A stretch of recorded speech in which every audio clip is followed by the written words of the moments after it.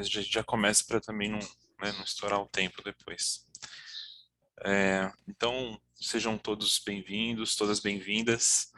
É muito bom ter todo mundo aqui para a gente falar um pouquinho hoje sobre avaliação clínica de dispositivos médicos. Meu nome é Bruno, eu sou consultor da SQR Consulting e nós decidimos começar uma série, em tese, aí, a cada 3 semanas, a cada um mês, mais ou menos, de encontros a respeito dos fundamentos relacionados, né, aos assuntos regulatórios de dispositivos médicos. Nós temos uma proposta para o mercado, que é a elevação contínua, né, do nosso mercado brasileiro de dispositivos, e entre as coisas que nós consideramos muito importantes para que essa elevação aconteça, para que todo mundo se reúna ao redor desse objetivo, a gente entende que um dos pilares basais é a compreensão desses conceitos, para que nós sejamos capazes de entregar realmente produtos cada vez mais seguros, cada vez mais eficazes para o mercado. E aí, nós temos aí alguns temas que a gente entende que são divisores de águas, né, dessa compreensão, e entre eles decidimos começar então pela avaliação clínica, que ela tem aparecido, né, entre os nossos temas principais de discussão. Ela faz parte, na verdade, ela intersecta, né, parte dos nossos serviços mais importantes que a gente tem oferecido, e decidimos então começar por ele hoje, tá? Eu vou começar então, vou chamar aqui o Marcelo, né, que já está conosco, vai ser o especialista do dia, e vai trazer então, né, a gente tem aí de 30 a 40 minutos, né, Marcelo, para fazer a apresentação sobre as definições do conceito, e depois teremos mais 20 minutos para perguntas e respostas, para discussões aí a respeito do tema, tá? Fiquem à vontade e, de novo, sejam todos muito bem-vindos. Obrigado, Bruno. Obrigado a todos pela participação. Então, meu nome é Marcelo, eu também sou consultor da SQR Consulting, e a nossa ideia, então, é falar hoje sobre avaliação clínica. Mas, diferentemente de explicar como fazer a avaliação clínica, né, nós queremos focar em entender o que é uma avaliação clínica, né? Quer dizer, da onde que vem o conceito de avaliação clínica, a necessidade da avaliação clínica e como que ela se encaixa no histórico, né, de desenvolvimento de dispositivos médicos. Um ponto importante quando a gente fala de fundamentos, e a gente vai lembrar sempre de frisar isso, é que quando a gente fala de regulamentação ou normas, né, que são diferentes, mas são parecidas, né, basicamente normas são voluntárias e regulamentação é compulsória, né, muitas vezes a norma chama a regulamentação chama a norma, e aí o uso da norma torna-se compulsório, mas independente disso, o que é importante entender? Esses documentos que na prática trazem expectativas, né, sejam legais no caso de regulamentação ou não no caso de normas, né, eles basicamente representam as boas práticas daquele momento, né, ou seja, fora algumas exceções pouquíssimas que eu conheço, tá, 98, 99% de regulamentos e normas não tem nada novo, na verdade, né, eles têm expectativas de boas práticas que já são aplicadas, particularmente pela indústria, né, há um bom tempo, né, e aí, nesse caso, o que eles fazem basicamente é tornar essas boas práticas compulsórias, no caso de regulamentação, né, minimamente compulsórias. Então, assim, o importante é entender que para qualquer assunto regulatório que a gente está falando, fora algum muito específico, cibersegurança, coisas muito novas, são um exemplo de coisas que saem um pouco disso, tá?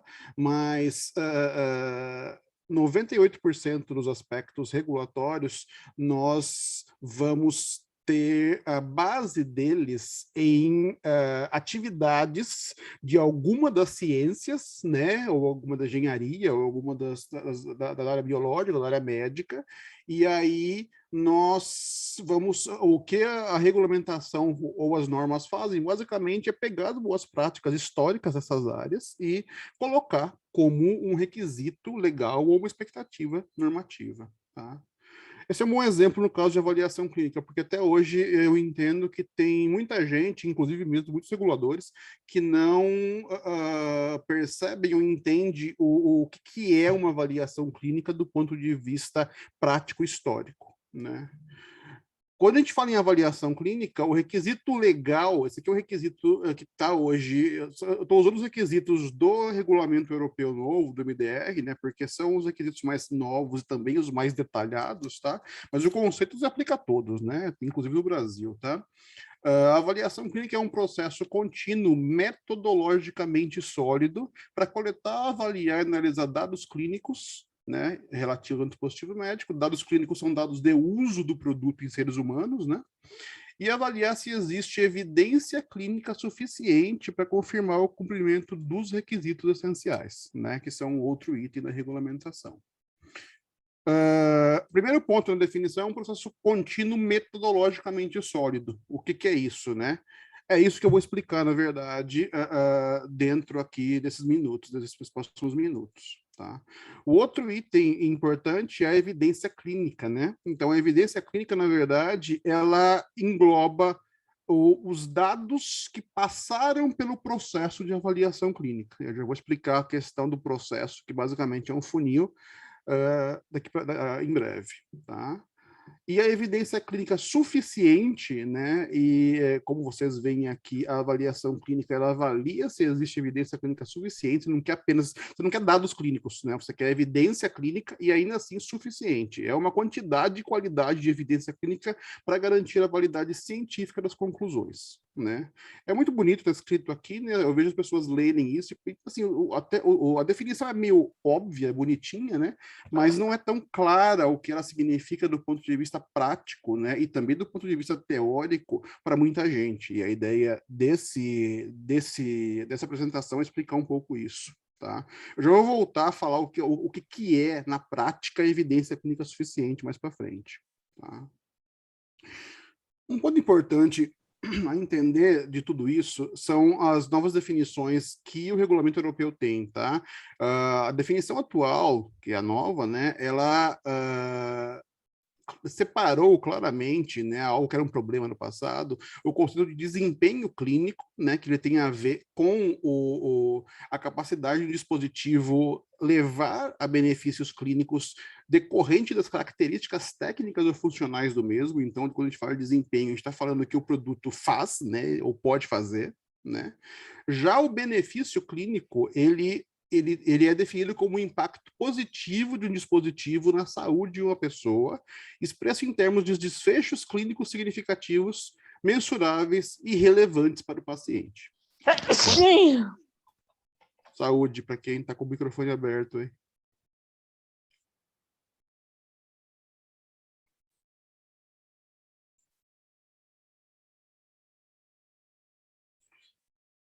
Voltando aqui, desculpa. Voltando aqui, é interessante a definição, porque quando a gente vê esse termo, essa parte, né, falando que, olha, desfechos clínicos significativos, mensuráveis e relevantes para o paciente. Quando eu pergunto para as pessoas o que elas entendem por desfechos clínicos significativos, mensuráveis e relevantes, elas falam que entendem só os mensuráveis, mas não necessariamente o que é significativo e relevante para o paciente, né? Não sei se alguém aqui tem esse conhecimento, mas são termos distintos, tá? Que significam coisas distintas, né? Infelizmente, a questão do relevante, particularmente, não é muito bem. Não existe uma definição acordada hoje em dia, tá? Tem até alguns artigos que fazem uma análise disso, mas eu peguei duas definições básicas de um grupo que trabalha com HTA. E essas duas aqui falam sobre justamente definições sobre o assunto, sobre os dois termos. Então, desfecho relevante ao paciente, ele é um termo que abrange qualquer desfecho de saúde que é perceptível para o paciente, ou seja, quanto mais significativo para o paciente, maior será a relevância para o paciente. Porque é importante entender isso, porque, na verdade, um produto qualquer pode ter desfechos clínicos que não são perceptíveis para o paciente. Né? Então, assim, um exemplo que eu vi em algum lugar escrito é assim, um medicamento que aumenta em 1 batimento cardíaco por minuto o batimento da pessoa. Percebam, isso é um desfecho clínico, certo? O paciente não vai ver, né? Ele não tem como saber qual que é esse desfecho, porque ele não tem como perceber qual é esse desfecho, né?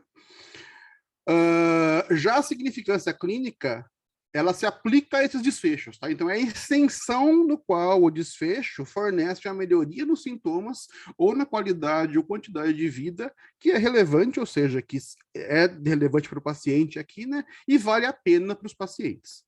Tá? Então, quando a gente fala nessas duas coisas, a gente está falando justamente das três coisas, está falando nisso. Né? Ele tem que ser significativo, ou seja, ele tem que melhorar, né? Ele tem que demonstrar uma melhora, né?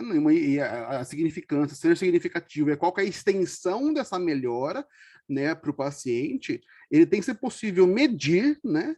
E tem que ser relevante, ou seja, o paciente precisa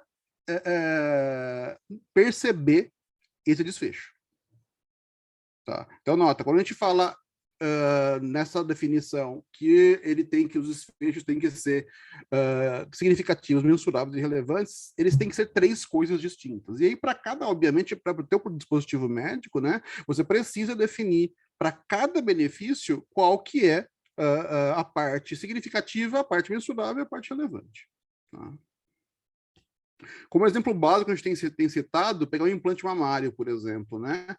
O implante mamário tem 3 benefícios clínicos básicos que se aplicam a todo o implante mamário. Também se aplica a maior parte dos implantes, os 2 primeiros, tá? O primeiro, por exemplo, é o aumento da qualidade de vida do paciente em X, numa escala X. Normalmente a gente mede esse tipo de coisa com escala, né? Mesma coisa para o segundo, que é a satisfação do paciente aumentada em Y numa escala X, por exemplo, o Y, né? Vou colocar Y aqui. O terceiro é o aumento da circunferência da mama e, no mínimo, um número, né? 10 centímetros, por exemplo. Nota que isso aqui, obviamente, é o mais facilmente mensurável, tá? Mas os 3 são mensuráveis, né? Os 3 são significativos e os 3 são relevantes para o paciente. O implante mamário é um exemplo bom disso, por ter justamente esses 3 que são claros, a forma como eles se encaixam nessas 3 requisitos que um benefício tem que ter. Na verdade, nota, uma forma de pensar é que essas coisas aqui são requisitos que o benefício tem que ter, né? Então, são requisitos de ser significativo, ser clinicamente significativo, ser mensurável e ser relevante para o paciente. A pergunta é de onde vem isso, né? Na verdade, da onde vem essas coisas e por que que nós estamos falando disso do ponto de vista de uma avaliação clínica, né? Para entender, nós temos que entrar numa área específica da medicina que é relativamente recente, mas é chamada medicina baseada em evidência. Hoje, na verdade, nós temos a chamada prática baseada em evidência, que se aplica não só à medicina, mas a outros setores também, né? Mas isso veio, na verdade, do conceito de medicina baseada em evidência.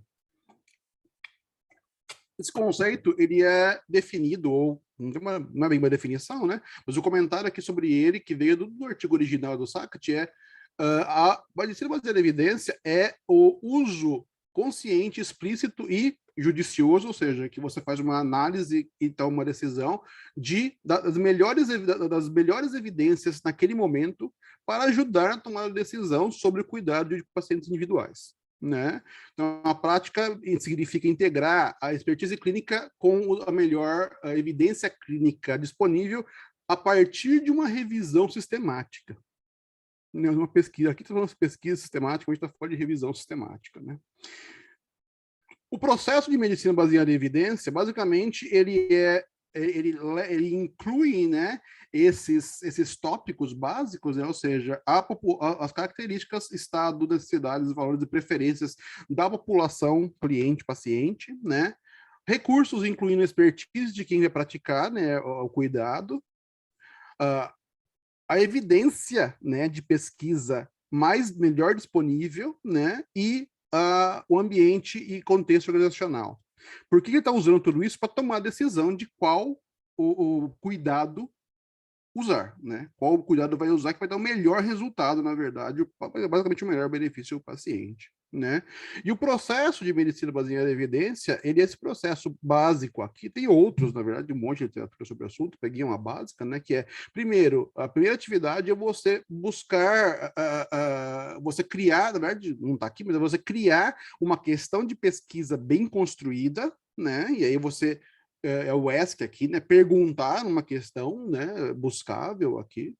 A partir da criação dessa pergunta de pesquisa bem construída, buscar dados, né? Conseguir os dados, apreciar os resultados. Aqui eu já falo, essa é a principal diferença, na verdade, uma das principais diferenças que tem o processo de medicina baseada em evidência, né? Aplicar a evidência na prática e determinar, avaliar se o cuidado fornecido atendeu o que deveria, né?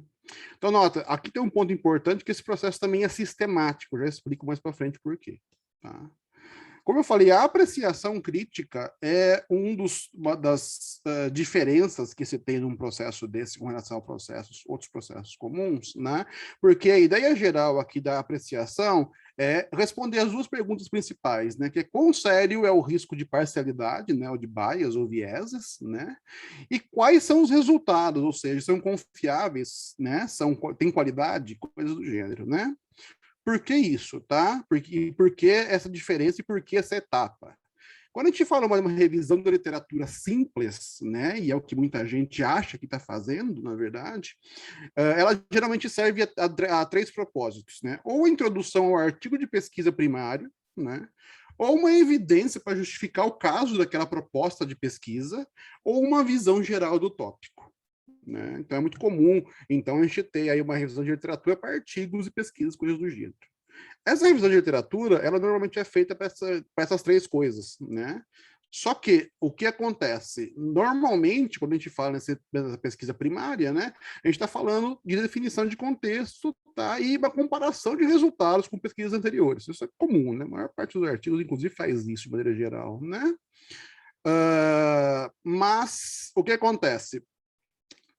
Essa revisão de literatura simples ou comum, vamos falar assim, ela geralmente organiza a literatura para atender o objetivo geral definido, mas não de uma maneira que pode ser avaliada ou replicada. Ou seja, ela normalmente não é feita para que seja possível alguém replicar. Embora a gente tenha regras para escrever artigos científicos, essas regras não permitem, não são feitas para permitir reprodução, na verdade, são regras para criar o artigo, né? E cada um usa a sua regra de como você faz a pesquisa. O problema disso não é reprodutível, né? Então, eu não consigo reproduzir de maneira nenhuma, porque ela não é feita para ser avaliada ou replicada, ela é feita para ser lida, basicamente, né? E também o avaliar é o problema, né? Quer dizer, se não tem método, não tem critérios, né, para cada pesquisa específica, ela não vai poder ser avaliada, né?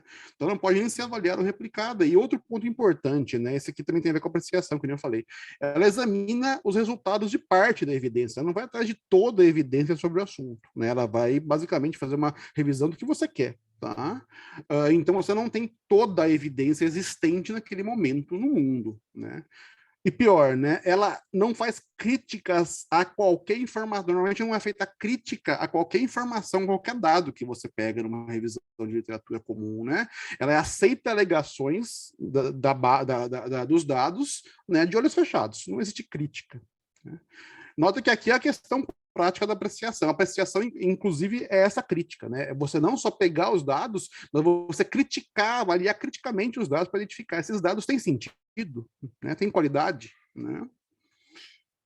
Se a gente pegar, então, a revisão de literatura é isso, né? E se a gente pegar a revisão sistemática, a gente vai ver que ela não é, na prática, uma pesquisa, não é uma revisão de literatura simples, né?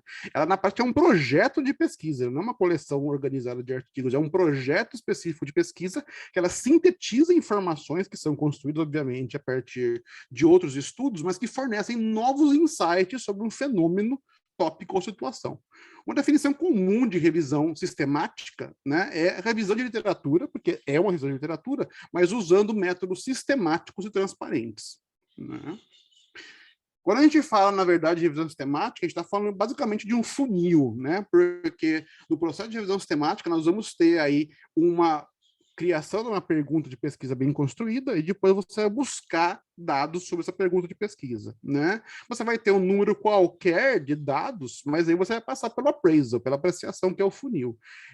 Então, na verdade, nós vamos ter diversas atividades aqui que vão reduzindo o número de dados que vão ser usados na análise final. Por quê? Basicamente porque esses dados não vão ter qualidade metodológica e validade científica, né? Para poder para esses dados, para os dados poderem virar evidências, e a evidência está aqui no final, né?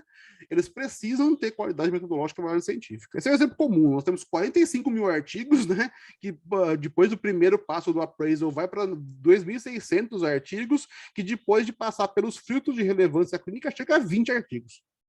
Ou seja, esses aqui são evidência, o resto é ruído, basicamente, né? Então, na prática, a revisão sistemática é um funil. Tá? Também temos, de maneira geral, não só na revisão sistemática, obviamente, mas de maneira geral na parte clínica, a hierarquia de evidências, né, onde nós temos sempre os clinical trials de N-1, ou N de 1, são a evidência mais forte, depois clinical trials randomizados de múltiplos pacientes, segundo nível, estudos observacionais de desfechos relatados pelo paciente, terceiro nível, pesquisa básica quarto nível, experiência clínica quinto nível. Nota que na definição de avaliar de dados clínicos, inclusive, o último nível, por acaso também é o pior nível, é justamente da experiência clínica pós-mercado, né? Que o fabricante pega após a aplicação do produto no mercado. Esse é um tipo de evidência? É, mas é o último nível de evidência, né? Não é a evidência com maior hierarquia, na verdade. Então, é muito melhor ter evidências desse tipo, né? Se a gente pegar a hierarquia de evidências, né, a gente vai ver que, na verdade, nós temos, então, os diferentes tipos, né, de estudo, tá? E aí vai dependendo do nível de processamento, nós vamos ter aí resultados a serem usados para medicina baseada em evidência, né? Então, por exemplo, para estudos primários, na verdade, eles vão incluir tanto estudos, tanto pesquisa não apreciada, ou seja, que não passou pela apreciação crítica, quanto pesquisas apreciadas. Por exemplo, a revisão sistemática é um tipo de pesquisa apreciada, né? Ou eles podem se tornar sumários, né, e guidelines, né? Então isso aqui depende aqui. A gente tem, na verdade, os estudos primários, que é o nível de processamento, né? Aqui não é feita uma revisão sistemática. Essa é o exemplo da revisão de literatura simples, né? Passa para revisões sistemáticas e aí guidelines para análise de decisão. Por que eu estou falando de tudo isso? Porque, na prática, a avaliação clínica de dispositivos médicos é uma aplicação específica do conceito de revisão sistemática. Como eu falei para vocês, a avaliação clínica ela não foi criada do zero, o processo, né, para dispositivos médicos, né? Ela, na prática, pegou a revisão sistemática, né, o conceito já razoavelmente antigo, embora seja novo, já tem mais de 40 anos, né, de revisão sistemática, e aplicou na área de dispositivos médicos, né? Se você ler, na verdade, os requisitos, inclusive algumas orientações, né, você vai ver que ela precisa ser, por exemplo, ela precisa ser objetiva, né? Você vai ver qualquer requisito de avaliação clínica fala que tem que ser uma revisão objetiva dos dados clínicos, né? Ela precisa ser rigorosa. O rigor é importante aqui, tá? Para garantir o resultado, né? Nota, você fazer esse processo dessa forma aqui, né? É importante porque você precisa manter o rigor para conseguir resultados. Isso inclui, por exemplo, você não fazer etapas em conjunto, é sempre feito etapas em separado. Então, primeiro é criada uma pergunta de pesquisa bem construída. Depois disso, é feita a busca de dados. Acabou a busca, aí que passa para fazer a apreciação, né? Ou seja, é tudo separado, os passos, justamente para garantir o rigor, né? Que é um problema geral que as empresas têm. A maior parte me pergunta, mas se eu sei que eu não vou usar isso aqui mais para frente, por que eu estou fazendo? Justamente é manter o rigor, né? Você é obrigado a fazer para manter a rigorosidade do processo. Tá? Também é essencial minimizar os riscos dos diversos tipos de vieses, né? Seja o search bias, publication bias, duplicate bias, tem um monte de bias e qualquer análise desse tipo vai ter, e ele tem que ser tratado, né? Na avaliação clínica, claro, né? Outra coisa importante, né, que é diferente de uma revisão de literatura comum, né, ela precisa buscar, a avaliação clínica precisa buscar todos os dados existentes, né, no momento, sobre o problema clínico, né, de forma aberta. Não pode focar no dispositivo em questão, que o pessoal também não entende muito isso, né. Ele precisa focar no problema clínico a resolver, né, e aí todos os dados existentes relacionados ao problema clínico a resolver têm que ser buscados. Né? Que nem eu falei, você não pega só parte do body of knowledge, vai ter que ter o body of knowledge completo. Como eu comentei, necessita de apreciação de dados, né, para determinar a qualidade metodológica e a validade científica e a relevância, usando normalmente técnicas como Clinical Appraisal Worksheet, né? Precisa de síntese de dados, ou seja, não é só pegar o dado e ver que existe, mas sintetizar de maneira que possa ser usado na revisão, na avaliação clínica, e precisa de uma avaliação objetiva dessa síntese, né? Na prática, uma avaliação racional objetiva das informações e concluir a significância com relação à segurança, desempenho e eficácia do dispositivo. O processo básico, então, de avaliação clínica é esse, né? Que é, nós temos o estágio 0, onde é feito o escopo, o plano de avaliação clínica, e aqui que são identificados os requisitos essenciais relevantes, né? Que são aqueles de projeto que precisam de dados clínicos para serem respondidos, e aqui é criada a pergunta de pesquisa bem desenvolvida, né? O estágio de identificação é identificar os dados pertinentes, né? De investigações clínicas, busca na literatura ou experiência clínica. Depois de terminado esse estágio, participar da apreciação, que aí se aprecia o conjunto individual de dados, né? O primeiro item é buscar a qualidade metodológica e validade científica, aqui que vai verificar se os dados podem passar, vão passar pelo funil inicial, né? Os que passarem para o funil inicial de avaliação, que têm qualidade metodológica e têm validade científica, vão ser analisados para relevância para a avaliação clínica, né?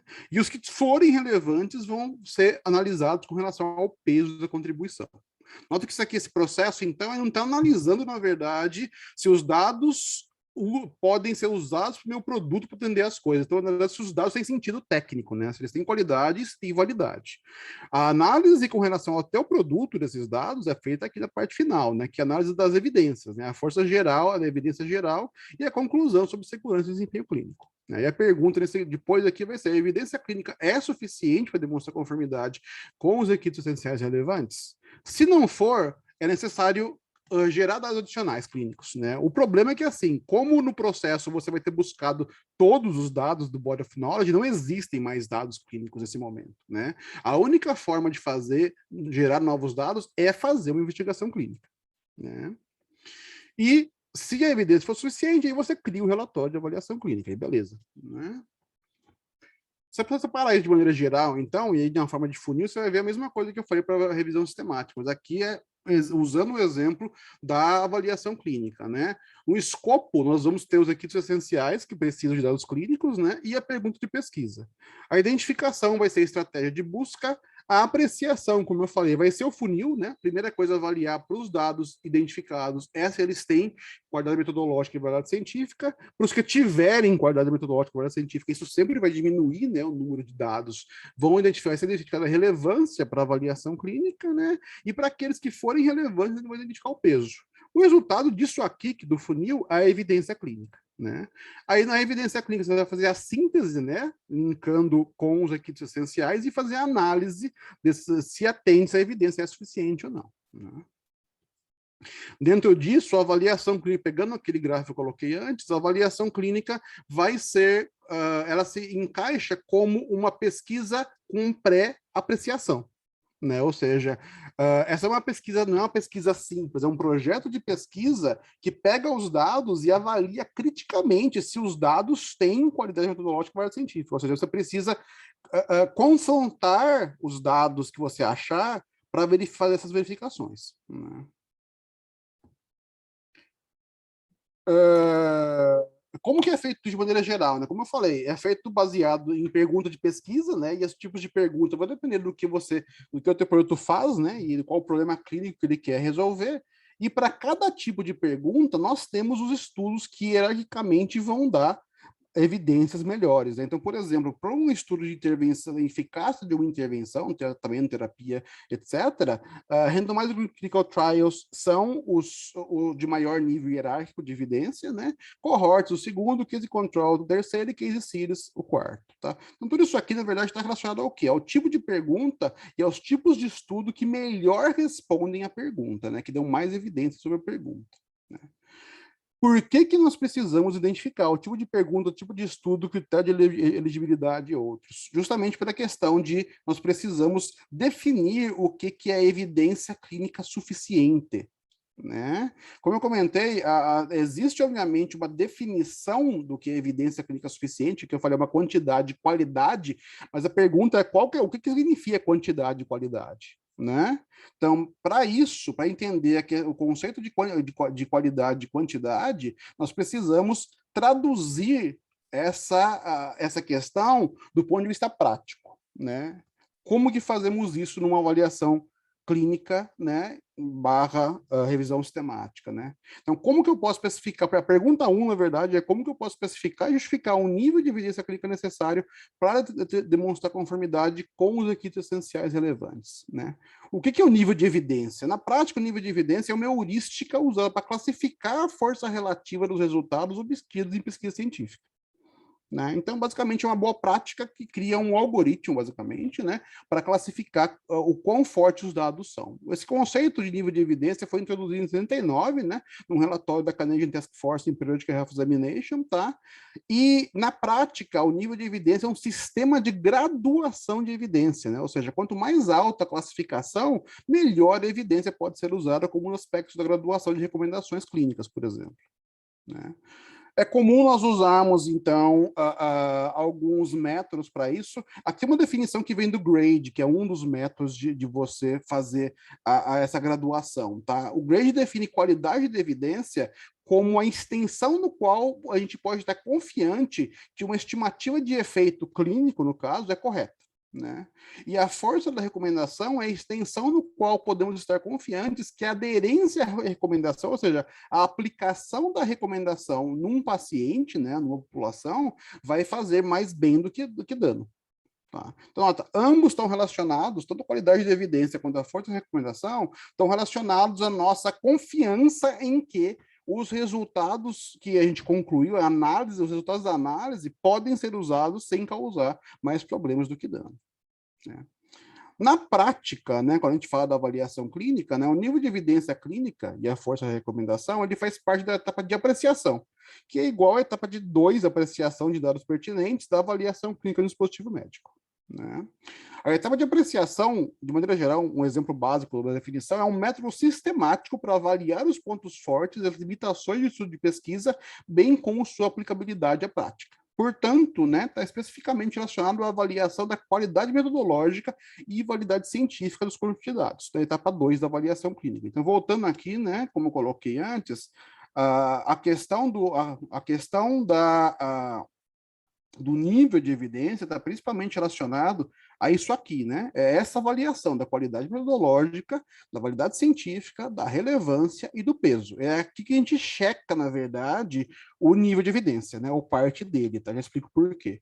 Note que é um algoritmo também, tá? Entender o nível de evidência necessário é o algoritmo que a empresa cria baseado nessas boas práticas, né? Então, um dos itens que é a parte do nível, uma parte geral do nível, está relacionado com essa avaliação da qualidade metodológica e validade científica, na etapa 2, tá? Aqui tem dois exemplos de sistema de graduação, né, que é o grade e o sort, tá vendo? Então, o grade, ele para forte de recomendação, o grade coloca é forte para, quer dizer, ou seja, os benefícios sobrepõem-se aos riscos da intervenção. É forte contra, os riscos sobrepõem aos benefícios, e se é fraca. Mesma coisa para qualidade de evidência, se tem alta qualidade, tem qualidade moderada, se tem baixa qualidade. Então, para cada conjunto de dados, então, voltando aqui à questão, para cada conjunto de dados é feita essa análise quando a gente fala da análise da qualidade metodológica e validade científica dos resultados, né? Mesma coisa aqui, tá vendo? Por tipo de estudo, a qualidade de estudo, nível 1, nível 2, nível 3, então tem diversos tipos de método. O grade e o sort são os mais usados para fazer essa graduação. Essa graduação, então, ela é parte do que é necessário para determinar o nível de evidência e ela é feita na etapa de apreciação da avaliação clínica, né? A partir disso, a segunda questão é, com base na especificação justificativa do nível de evidência, o que significa evidência clínica suficiente, então, né? Conforme eu comentei antes, o nível de evidência está relacionado à qualidade da evidência e à força da recomendação. Só que também está relacionado aos tipos de estudo, né? Ou seja, voltando aqui ao que eu tinha colocado no exemplo, dependendo do tipo de pergunta de pesquisa, vai depender do tipo de estudo que você estiver analisando também, né? Ou seja, os estudos analisados dentro aqui, eles vão ter que ser avaliados e dependendo do tipo de estudo, eles vão ser mais graduados ou não, né? Além disso, então, como eu acabei de falar, os tipos de estudos estão diretamente relacionados à pergunta de pesquisa bem desenvolvida, né? Um ponto importante, eu já comentei, mas só lembrando, qual é a diferença de dados clínicos e evidência clínica, né? Os dados, eles são o book, a gente busca dados, a gente não quer dados, a gente quer evidência, né? A evidência, na verdade, são dados que foram avaliados no processo de avaliação clínica e que na fase de apreciação foi identificado que eles têm qualidade metodológica e validade científica suficientes. Então, basicamente, é o que passou pelo funil, né, que eu mostrei, tá? Por fim, a quantidade de evidência, tá? Que é o outro item principal, né? Ele está relacionado com os tipos de resultados, quantitativos ou qualitativos, que são alcançados pela evidência, né? E é representada pela avaliação se a evidência clínica, que é amostral, pode ser generalizada, né, para a população, para o censo, né, a população como um todo, usuário do dispositivo, por exemplo, tá? E isso é avaliado na fase de síntese, né? Então, são dois pontos principais do algoritmo que vai identificar, então, se a evidência é suficiente, né? O nível de evidência que vai ser avaliado aqui na apreciação crítica e basicamente está relacionado à qualidade metodológica e à validade científica dos dados, tá? E a avaliação se a evidência clínica é generalizável, né, para a população como um todo. E aí isso é visto na análise que vai ser feita em conjunto após a síntese. Tá?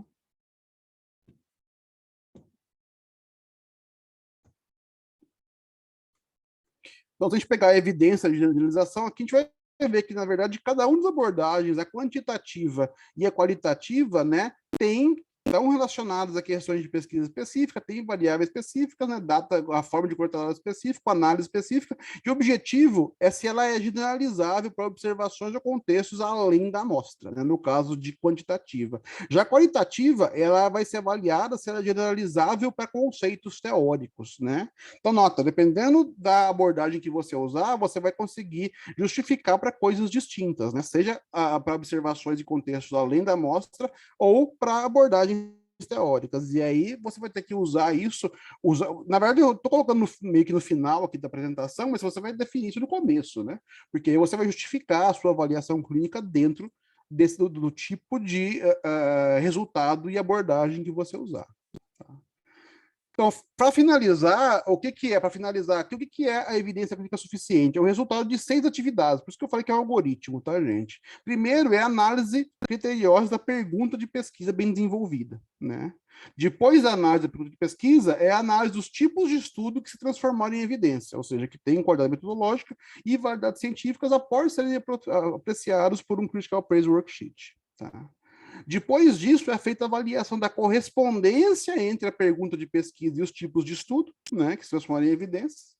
A avaliação de qualquer evidência adicional que tenha qualidade. Aqui é importante entender justamente porque a aplicação da avaliação clínica como um tipo de revisão sistemática, né? No caso de uma avaliação clínica, as evidências mantidas pelo fabricante, embora eles não possam ser usadas diretamente, eles precisam passar pelo funil, geralmente podem ser entendidas como de qualidade, tá? Ou seja, eles não foram resultados da busca da literatura, né? Se as evidências que o fabricante mantiver são entendidas como de qualidade. Então, essa é uma exceção, porque numa revisão sistemática, se você tiver evidência que não é parte da busca de literatura, você não usa. Na avaliação clínica, você pode usar, tá? Porque ela faz parte da definição de dados clínicos, basicamente. Tá? Nota que continua qualquer evidência, incluindo as mantidas pelo fabricante, continua tendo que passar pelo funil, tá? Então, ou seja, elas só vão ser realmente evidências se depois de você colocar os dados clínicos que o fabricante mantém, eles tiverem qualidade metodológica e validade científica. Infelizmente, se eles não forem projetados, para isso eles não vão ter. Por isso é o motivo que hoje em dia muitos dos dados que a gente tem na prática hoje no mundo de fabricantes não podem ser usados. Por quê? Porque eles não foram criados para ter qualidade metodológica e qualidade científica. E aí quando passar pelo funil, não adianta. Né?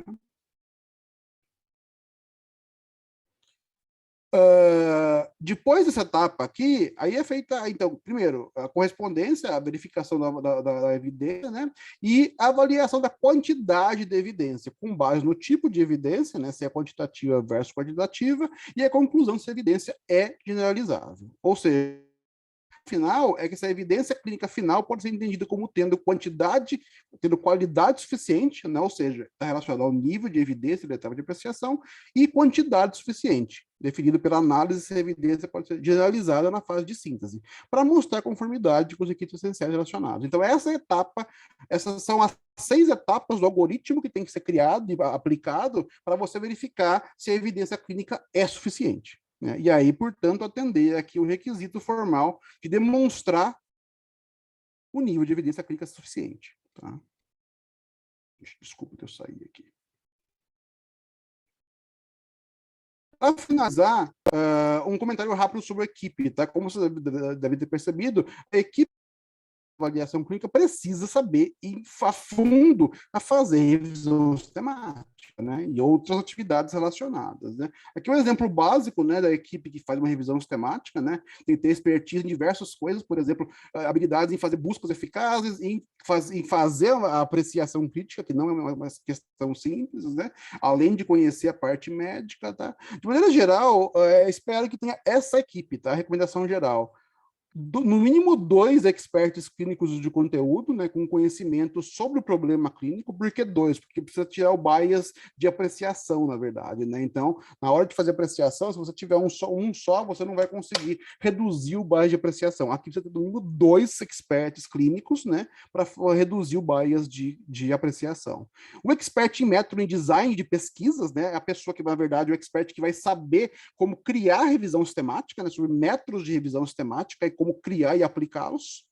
O bibliotecário ou expert em busca, né, que vai ter conhecimento sobre design de buscas, base de dados, softwares bibliográficos e outros. O estatístico, com conhecimento de estatística, e o expert em gestão de dados, que vai ter conhecimento em gestão de dados e gestão de projetos. Ou seja, no mínimo essa equipe tem que ter umas 6 pessoas, tá, para fazer uma avaliação clínica que tenha tecnicamente seja razoável e que seja uma avaliação clínica, uma aplicação específica de uma revisão sistemática. Por fim, como que você aprende mais sobre a revisão, sobre a avaliação clínica? Lendo sobre revisão sistemática, claro, né? Então, aqui tem alguns exemplos de livros, tá?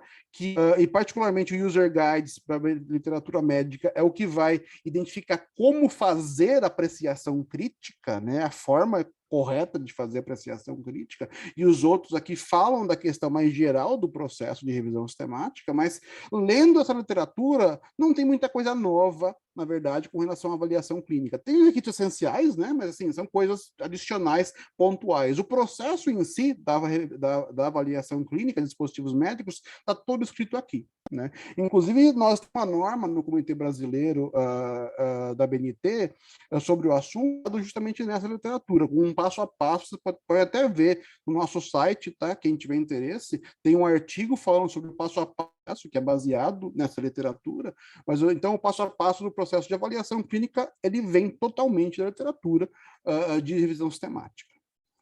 E era isso que eu queria falar, pessoal.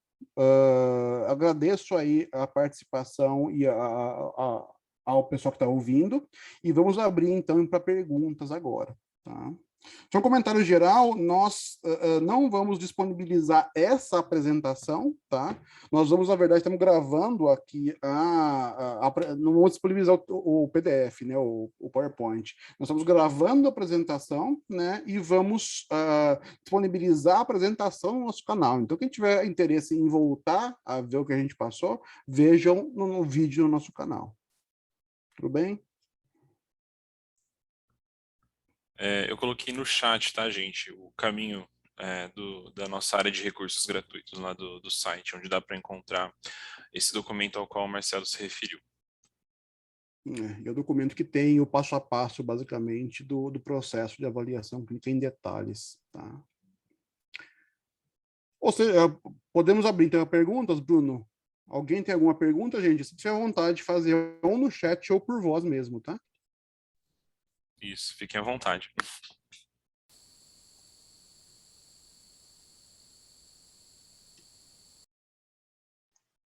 Eu tenho uma dúvida. Bom dia. Bom dia. Você pode se apresentar primeiro, por favor?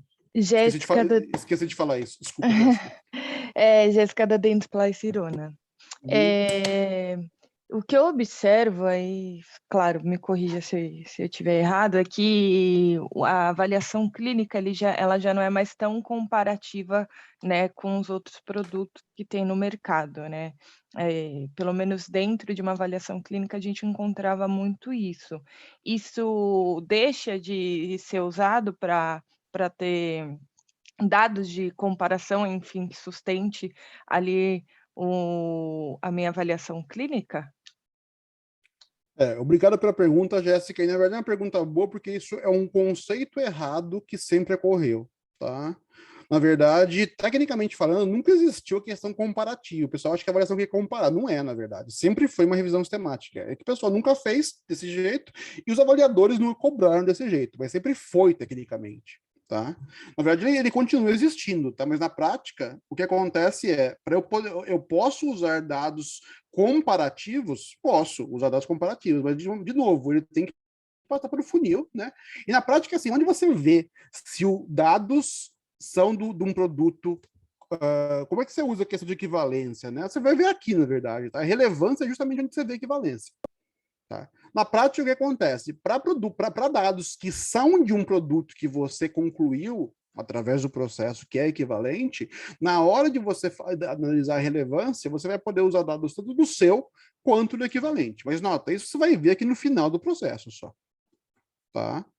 Então, na prática, ela continua existindo o que você comentou, Jéssica, mas ele tem que ser usado da maneira correta, que é o que o pessoal muitas vezes não usava. Tá? Perfeito, entendi. Obrigada. De nada. Mais alguma pergunta, pessoal? Mais algum comentário?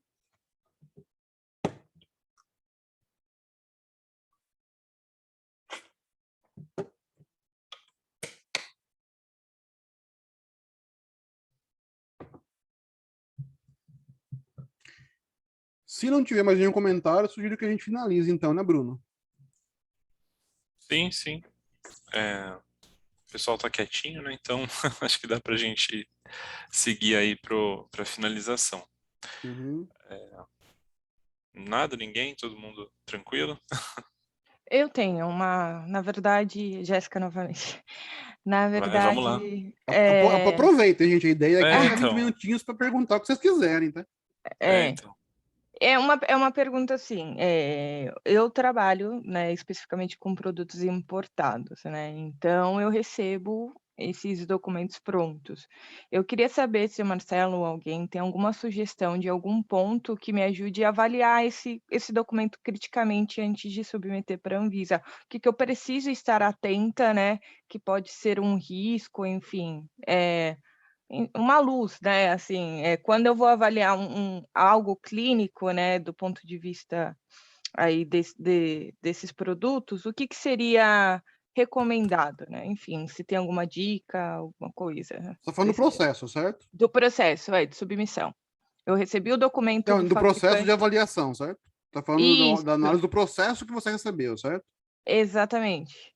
Tá, tem duas coisas que a gente sugere, costuma sugerir, tá? Primeiro é assim, se você pegar esse documento que eu comentei, né, que é atividades aqui, você vai ver esse documento, inclusive, que eu falei que está sendo usado para criar norma brasileira sobre o assunto, tá? Esse documento fala todas as atividades com um detalhe, tá faltando coisa aqui, obviamente, né, mas assim, ele fala com um detalhe razoável, tá? Disso tudo que a gente está conversando, tá? Isso é uma forma de checar, né? Quer dizer, se as atividades são essas, checando se as atividades foram feitas, você checa se tem sentido a avaliação clínica, tá? Legal. O segundo documento que eu sugeriria é este aqui, ó.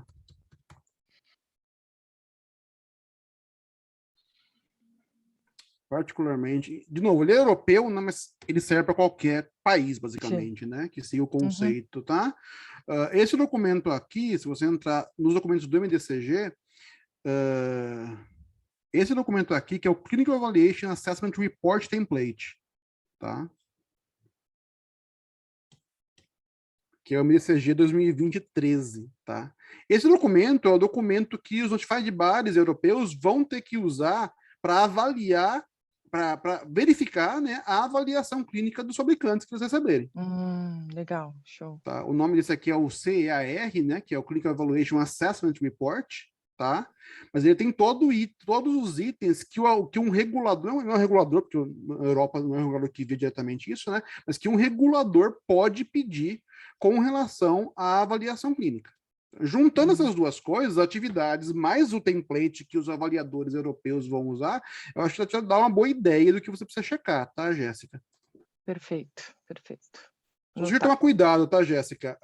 Hoje em dia, nós ainda temos a aceitação por parte de avaliadores no mundo de processos que não seguem claramente a metodologia. Foi parte da sua pergunta, certo? Tá? Em algum momento, isso vai mudar. Tá? Então, é óbvio que se você pegar o que é feito hoje, eu te garanto que a maior parte não vai, inclusive nos seus produtos, tá? Provavelmente não vai atender isso aqui. Sim. Tá? Só que aí a questão prática é essa, no momento que os avaliadores começarem a pedir, não vai adiantar muito da forma como está sendo feito, então tem que ser adaptado para isso, né? Entendi, perfeito. Tá bom, obrigada. De nada. Eu tenho um comentário aqui, uma pergunta no chat, mas eu vou abrir para a Lorena. Eu tenho a impressão que ela levantou a mão, tipo, alguns segundos antes de chegar o comentário do Edson, tá, Edson? Ok. Eu vou chamar a Lorena, então, para ela fazer a pergunta dela, e depois eu encaminho a pergunta do Edson. Bom, agradeço, Bruno, e agradeço, Marcelo, também, da apresentação. Eu queria pegar o gancho aí da regulamentação que vai ser agora aprovada. Eu trabalho no IPEM, no Instituto de Pesquisas Energéticas e Nucleares. Então, a minha pergunta vai nessa direção, na verdade. Como é que, na verdade, é abordada a avaliação clínica dos dispositivos mais complexos, né? Ou seja, os equipamentos de imagens, né? Ou mesmo de aceleradores de elétrons, ou algo assim. E quando a gente fala de imagens, tudo bem, falamos de um ultrassom, mas eu especialmente tenho mais interesse na parte dos equipamentos de PET, ou seja, aqueles que usam substâncias, que usam medicamentos, né? Então, quer dizer, a resposta, digamos, a eficácia do diagnóstico, né, de cada um desses equipamentos, uma câmara de cintilação PET, depende do medicamento que está sendo usado, não é só, né, a resposta a usar um simulador físico, por exemplo, que é o que é descrito pelo fabricante. Então, como é que essa diferença é avaliada, ou seja, é tida aí nessa regulamentação para uma avaliação clínica? A mesma coisa. Não existe esse que é o ponto importante entender. O método não muda para nenhum dispositivo médico, tá? Na verdade, um produto que usa medicamento, ele é considerado pela maior parte das regulamentações um dispositivo médico combinatório, né? E se ele for um dispositivo médico mesmo, ou seja, o dispositivo médico em que a ação do medicamento é secundária, quase todas as regulamentações dos sistemas regulatórios do mundo vão tratar como um dispositivo médico. Né? Só que você tem que fazer o uso do medicamento, faz parte do uso do dispositivo médico. A sua avaliação clínica tem que ser feita baseada no uso conjunto. Né? Ótimo. A questão é, quando eu vou registrar um equipamento, uma câmara de cintilação, eu vou considerar um simulador físico, certo? E aí, assim, não é uma substância de contraste que eu vou usar na medicina nuclear, eu vou usar um radiofármaco para cada tipo de aplicação. Então, assim, não tem, num primeiro momento, como fazer uma avaliação, digo eu, né? Uma avaliação clínica para todos os radiofármacos disponíveis, ou seja, para fazer essa combinação que você está falando. Mas cuidado, que aí tem está falando de outro problema, então, tá? Está falando de registro e não da avaliação clínica, tá? Tudo Lembrar bem, que do ponto de vista de registrar um dispositivo médico, mas assim, é um resultado disso, eu concordo com você. Para registrar um dispositivo médico, você tem que colocar quais são os produtos que você pode usar com o seu dispositivo médico. Né? Sim, então, por exemplo, é óbvio que na prática você não vai pegar todos os medicamentos, radiofármacos, whatever, do mundo. Você vai pegar aqueles que você consegue avaliar e que, portanto, a sua avaliação clínica, na verdade, todo o seu processo, inclusive a avaliação clínica, vão focar naqueles, na verdade. Né? Okay. Outros então, teoricamente, você não vai ter não vai ter justificativas para usar outros, né? Então, isso tem que ser, isso é sempre, assim, nesse caso, é bom tomar cuidado porque um fármaco nesse sentido é meio que um acessório, né? Não é exatamente um acessório, mas é como se fosse um acessório no produto, tá? Os acessórios têm que ser apenas aqueles que foram indicados e que, portanto, só foi indicado que você conseguiu demonstrar segurança e eficácia com o uso deles, né? Sim. No caso, exato, lá na radiologia é isso, né? Na medicina nuclear, você não faz imagem sem o radiofármaco, absolutamente, né? E aí é específico. Aí, assim, eu estava falando do registro porque como vocês estavam falando, mas o foco é a avaliação clínica mesmo, mas de qualquer forma, muito obrigada, Marcelo. Ficou claro a resposta?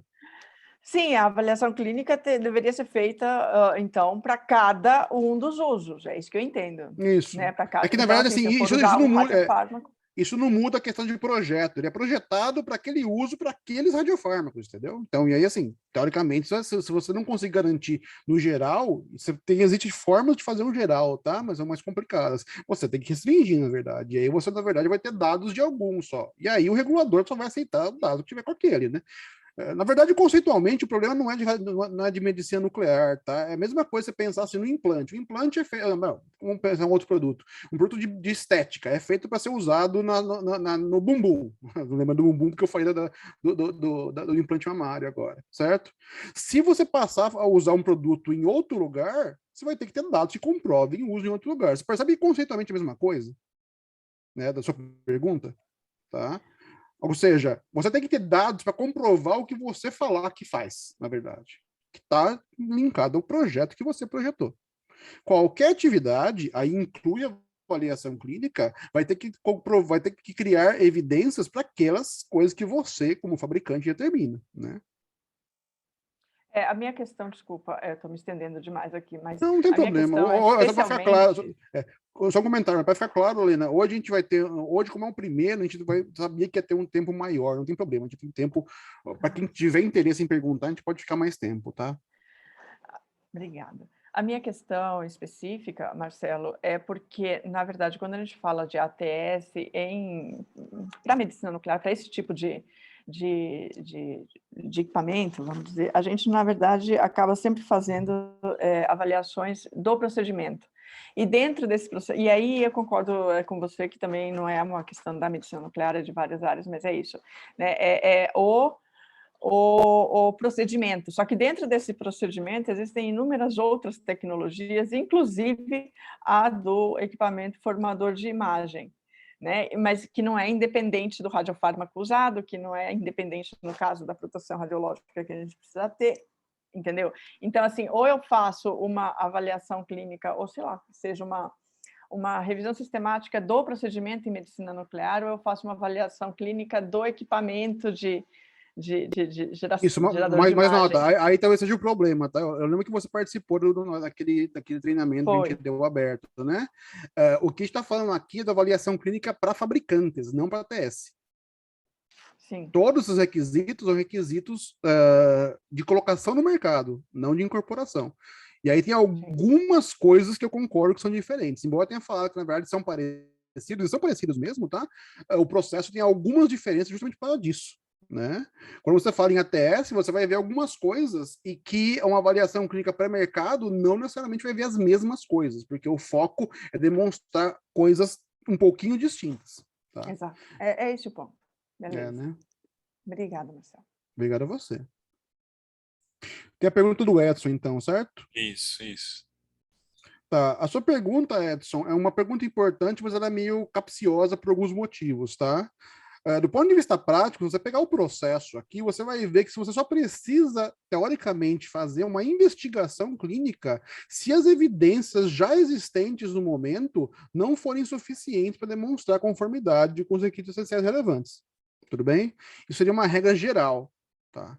Só que quase todas as regulamentações ela tem uma exceção a essa regra geral, que é assim, se teu produto for normalmente a maior classe de risco, será 4 no Brasil ou 3 na Europa, ou for implantável, você precisa fazer uma investigação clínica a priori também. Então, na prática, para esses tipos de dispositivos, tá, que normalmente são esses, são ou produtos implantáveis ou de maior classe de risco. Isso tem na regulamentação europeia, tem na brasileira e um monte de outras, tá? É uma exceção essa regra geral que fala que aqui, olha, como parte da avaliação clínica, para criar dados, você é obrigado a fazer uma investigação clínica. Claro que existem algumas possibilidades de você escapar disso, né? Ou seja, de você, mesmo com esses dispositivos, você não fazer uma investigação clínica a priori, mas aí você tem que ver em cada regulamentação como é possível sair disso. Então, assim, não tem a sua pergunta não tem uma resposta muito específica, por isso que eu estou explicando o conceito, tá? Então, assim, eu posso fazer uma investigação clínica em vez de um estudo clínico? A regra geral é que sim, mas aí você tem que avaliar esses detalhes que eu falei. Então, os dispositivos, se a regulamentação que você quer atender exige que seja feito o estudo clínico, ou o nome internacional de investigação clínica, você vai ter que fazer de qualquer jeito uma investigação clínica. Tá? A não ser que você entre numa possível exceção para essa regra, uma exceção para exceção, na verdade. Tá? Só que isso depende de cada requisito regulatório que você precisa atender. Tá? Aproveitando a sua pergunta, só para ficar claro, gente, de maneira geral, a melhor forma, esse é outro conceito, na verdade eu tirei daqui a definição de dados clínicos, não vai ficar claro. O padrão ouro de você conseguir dados clínicos é fazer uma investigação clínica, tá? O estudo clínico, no nome que o Edson usou, tá? As outras opções, elas são simuladores, né? São mock, na verdade. Você está tentando simular uma investigação clínica fazendo outras coisas, tá? Por isso que sempre a questão prática é você precisar realmente, eu preciso de dados clínicos sendo criados, é fazer uma investigação clínica. O processo regulatório é a única forma correta de criar dados clínicos, tá? Mas como eu falei, a necessidade formal de fazer ou não, você vai avaliar basicamente quando você fizer a avaliação e verificar se precisa de dados adicionais ou não, ou no caso desses produtos que eu falei de exceção, se os produtos forem obrigados a fazer uma investigação clínica a priori. Ficou mais claro, Edson, para você?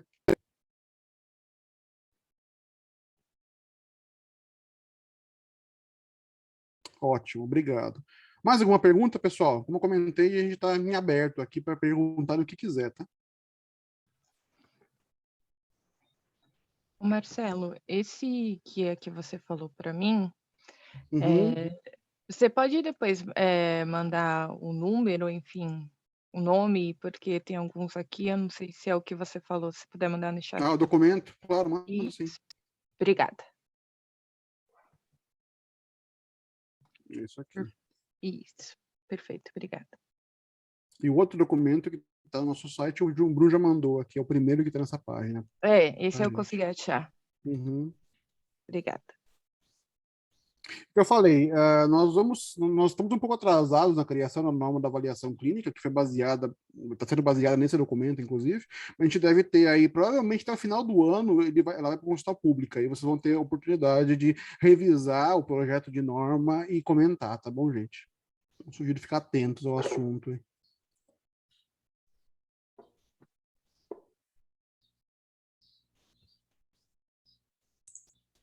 Obrigado, Lorena. Até mais. Podemos fechar então, pessoal? Eu acho que sim, né? Ótimo. De novo, agradeço aí a participação, as perguntas e aguardamos vocês para uma próxima. Bruno, pode finalizar, por favor. Então tá. Gente, muito obrigado pela presença de todos. Estou vendo que tem o pessoal indo embora aí, né? Deve ter outros compromissos. Como o Marcelo falou, esse vídeo vai estar disponível depois no nosso YouTube. E é isso. Um excelente dia a todos vocês. Obrigada. Valeu. Dia. Um abraço. Obrigada. Tchau, tchau. Tchau, tchau.